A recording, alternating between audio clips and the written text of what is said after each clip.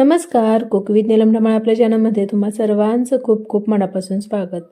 बऱ्याच वेळेला सकाळी आपल्याला घाईगडबड असते नाश्ता बनवण्यासाठी, पण तेच पदार्थ खाऊन कंटाळाही येतो. तर अशा वेळेस झटपट असं 10 मिनिटात काय बनवता येईल, तर आज आपण एकदम मस्त अशी रव्यापासून रेसिपी बनवणार आहोत, जी की टेस्टी पण लागते आणि झटपट होऊन सुद्धा जाते. तर सुरुवात करूयात रेसिपीला. तर आपली रेसिपी बनवून घेण्यासाठी इथे एक मी मिक्सरचं भांडं घेतलेलं आहे. याच्यामध्ये 1 वाटी बारीक रवा घालतीये. रवा पहा इथे बारीक घेतलेला आहे, मोठा असेल तरी सुद्धा चालेल. तर बारीक रवा इथे मी घेतलेला आहे आणि छान असा चाळून घेतलेला आहे. रवा घातल्यानंतर आता याच्यामध्ये दही घालायचंय. तर इथे मी फ्रेश दही घातलेलं आहे. थोडंसं आंबट दही असेल तरी सुद्धा चालेल. यानंतर आता याच्यामध्ये चवीनुसार मीठ घालूयात आणि यानंतर आता हे मिक्सरला फिरून घ्यायचंय. त्या अगोदर थोडंसं पाणी याच्यामध्ये घालूयात आणि आता ह्याचं छान असं मिश्रण या मिक्सरला फिरवून घ्यायचंय. इथे पहा हे जे मिश्रण आहे ते मी मिक्सरला फिरवून घेतलेलं आहे आणि छान अशी याची पेस्ट झालेली आहे. जसं लागेल असं पाणी घालून घ्यायचंय. खूप घट्ट जर असं हे बॅटर ठेवायचं नाही, लागेल असं पाणी घालून याचं असं छान असं बॅटर बनवून घ्यायचंय. पहा अशा प्रकारे मी ठेवलेलं आहे. आता हे जे बॅटर आहे ते दुसऱ्या एका भांड्यामध्ये मी काढून घेते. पहा तुम्ही याची कन्सिस्टन्सी पाहू शकता, अगदी छान असं बारीक झालेलं आहे. तुम्ही जर रवा मोठा घेतला असेल तर तो अगोदर तसाच मिक्सरला बारीक करून घ्यायचा, नंतर त्याच्यामध्ये दही आणि पाणी घालून घ्यायचं. पण इथे मी बारीक रवा घेतलेला होता, त्यामुळे छान असं बारीक झालेलं आहे. आता हे आपल्याला थोडा वेळ भिजत ठेवायचं आहे. तर याच्यावरती झाकण ठेवते आणि हे थोडा वेळ आपण भिजत ठेवूयात. बॅटर भिजतंय तोपर्यंत आपण एक चटणी बनवून घेऊयात. त्याच्यासाठी इथे एक मिक्सरचं भांडं घेतलंय. याच्यामध्ये थोडंसं सुका खोबऱ्याचा खीस, थोडेसे भाजून घेतलेले शेंगदाणे घेतलेले आहेत. यानंतर एक हिरवी मिरची घेतलेली आहे. हिरवी मिरची तुम्ही तुमच्या आवडीनुसार कमी जास्त करू शकता. यानंतर कोथिंबीर घालायची, चवीनुसार मीठ घालूयात आणि आता थोडंसं पाणी घालून हे आपल्याला मिक्सरला छान असं बारीक करून घ्यायचंय. इथे आता जे चटणीचं वाटण होतं ते मी मिक्सरमधून बारीक करून घेतलेलं आहे आणि दुसऱ्या एका भांड्यामध्ये ते काढून घेतलेलं आहे. आता आपल्याला याच्यामध्ये एक तडका घालायचा आहे. तर त्याच्यासाठी पहा इथे मी तडका पॅनमध्ये एक छोटी पळी तेल असतं ते गरम करून घेतलेलं आहे. यानंतर याच्यामध्ये मोहरी घालतीये आणि कढीपत्त्याची पाने घालायचे आहेत. छान असं तडतडून द्यायचं आहे आणि आता ही फोडणी या चटणीमध्ये घालून घेऊयात. अगदी छान अशी चटणी लागते. पहा अगदी मस्त अशी झालेली आहे. छान अशी एकजीव करून घेऊयात.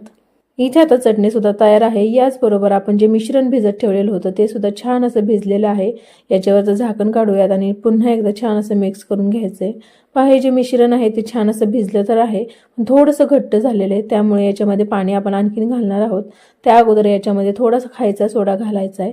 तुम्ही इनो सुद्धा घालू शकता आणि याच्यावरून थोडंसं पाणी घालूयात आणि पुन्हा एकदा हे मिश्रण छान असं ढवळून घ्यायचंय. मिश्रण जेवढं घट्ट असेल तुमचं तेवढं पाणी घालून त्याच्यामध्ये ते ॲडजस्ट करून घ्यायचं आहे. तर पहा इथे मी अशा प्रकारे हे बॅटर ठेवलेलं आहे. ना खूप जास्त पातळ ना खूप जास्त घट्ट, अशा प्रकारे हे बॅटर करून घ्यायचं. इथे आता बॅटर तयार आहे. आता याचबरोबर गॅसवरती इथे मी एक पॅन गरम होण्यासाठी ठेवला आहे. पॅनला थोडंसं तेल लावून घ्यायचं आहे. पॅन छान गरम झाल्यानंतर आता जे बॅटर आहे ते आपण याच्यामध्ये घालून घेणार आहोत.